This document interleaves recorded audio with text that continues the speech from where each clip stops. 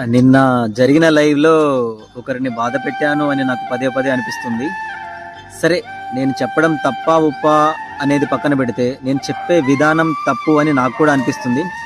కానీ వీళ్ళకి ఏంటంటే, నా మాటలు కొంచెం కోపంగా, నేను కొంచెం సీరియస్‌గా ఉన్నాను గాని అది మాత్రమే చూస్తున్నారు గానీ, నా మాటల వెనక ఉన్న ప్రేమని గుర్తించలేకపోయారు.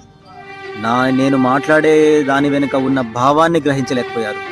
నేనొక మాట అన్నానంటే, మీరు నాకు నచ్చితేనే అంటానండి. అంతే తప్ప ఎవరో ఎలా పోతే నాకెందుకు అని నేను అనుకోలేను. మీరంతా నా వాళ్ళు, నా మనుషులు అనుకుంటాను కాబట్టే మీ గురించి ఆలోచిస్తాను, తాపత్రయపడతాను. అలా చెప్పడానికి కారణం కూడా మీరు నా మనుషులు అనుకోవడమే.